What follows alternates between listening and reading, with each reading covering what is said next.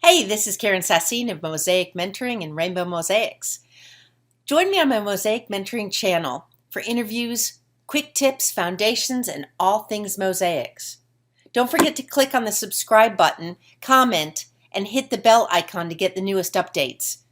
Join me for the love of mosaics. All about Grout.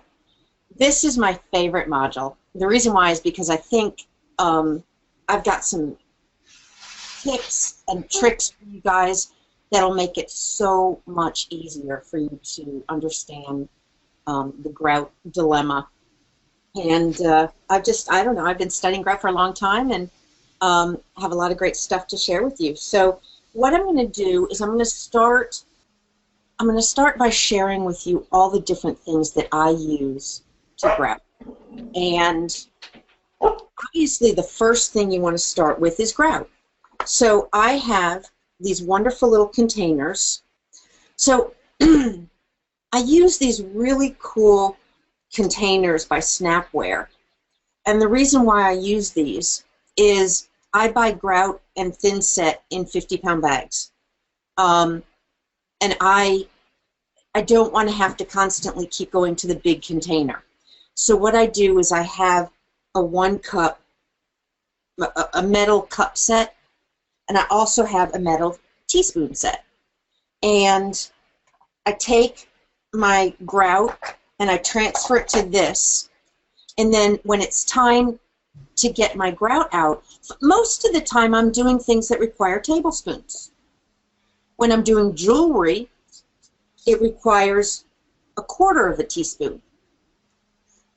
Something like an artist's trading card, that's tablespoons. So it's nice to have a smaller container, and most importantly, it needs to be airtight. That's what makes the biggest difference. Now, with this container, the thing that I like about it is it has a flip-up top, and it allows me to scoop out what I need. And I have a long-handled metal spoon. It allows me, take a look right here, as a matter of fact, I'll show you why I don't like the short-handled spoons. There's one that's stuck in there, and I don't know, it's just kind of messy. So what I do is I use the long one. Now, if you only can find the short ones, then take it off and leave it in there. It's just not as easy to scoop out, but it works. So I recommend that.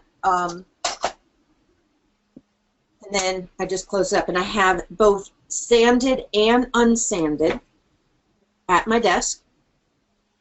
And I use sanded when I've got over 1/8 of an inch for grout lines. So this kind of mosaic with a standard grout line is a sanded grout. Now there's all different kinds of grouts. We're going to talk about that in a few minutes, but if you purchase just the standard grout at Home Depot, Lowe's, something like that, I think that you'll be fine. If you're doing something like an exterior commission that you want extra strength, or if you're doing something that requires, you don't want it to stain, then my recommendation is going with an epoxy grout.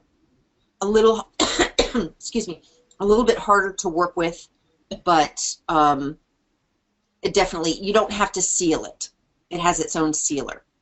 So now let's go into more supplies. Colorants, as you can see right here, this is my colorant set. And in the colorant set, I have all of the different colors that are lime stable, meaning that they can work for grout or thin set. And this allows me, and then I have a little silicone cup right here.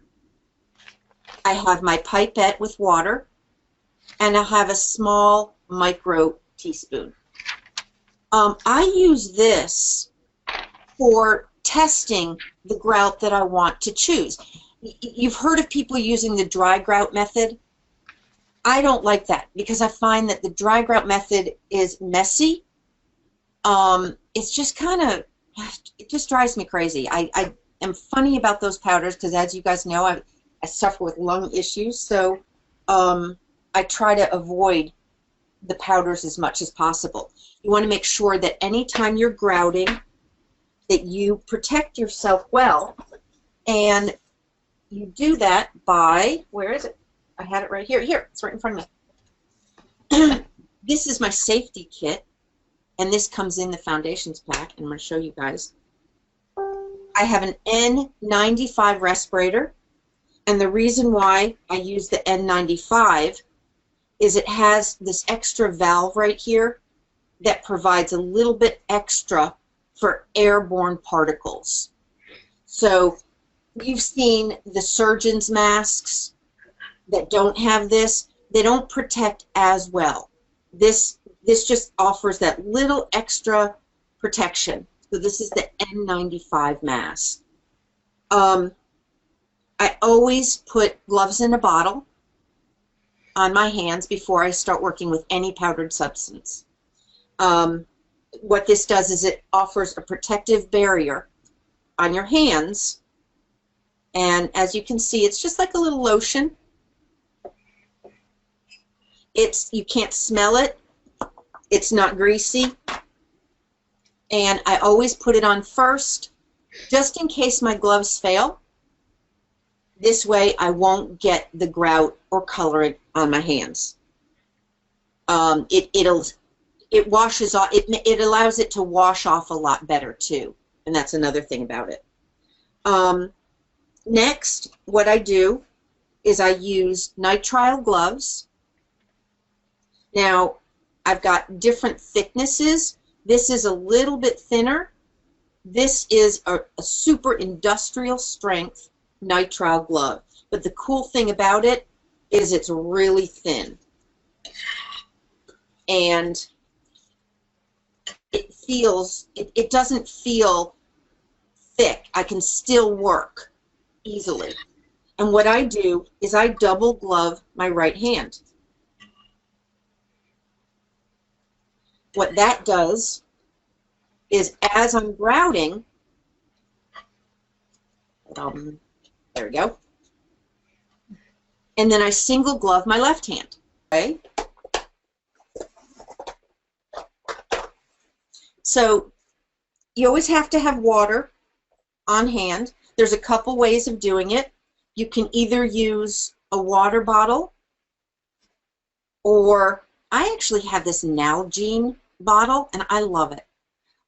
It's a scientific bottle, and the reason why I love it so much is because I leave it on my desk and I just squeeze, and I can do drops at a time if I want to. So we're talking adding small quantities to grout to ensure that you don't end up adding too much water. I've had those things for years in my studio. The disadvantage of them, they're not cheap. But I only need one. So I bought it, I love it, and I'm glad I did. Cindy asked, do I go over my tile with a file regardless of what your test is? Pretty much. There isn't any tile, even smalty, that this isn't going to, there's nothing that I can think of that this would cause a problem. So here's an example. Here's my smalty. If I just go over it lightly, what it's going to do is it's just going to make it just a little bit safer for that person that buys it. Now, let's talk more about supplies. I always keep a chip brush in my studio. The reason why is at this point, I can brush off my mosaic, and it just feels a little bit better. It's just not so, you know, sometimes when you get these super pointy pieces, they can be really sharp. So by going over with this, and I like this specific one because these things are expensive, and this one is big enough to be able to go over a mosaic. yet small enough to keep in my traveling mosaic studio or at my desk, or I have a couple of them. You know, they're not that bad. So by having a few of them on hand, I keep one in my traveling bag and one at each of my desks. And I use this a lot, but I especially use it most when I'm finished with my mosaic, just to make sure that there aren't any edges that are gonna get me. So next, it is important to have sponges on hand, but I got to tell you something. I don't use them that often. The things that I use, you're going to laugh at this. All right, guys. Who has extra socks?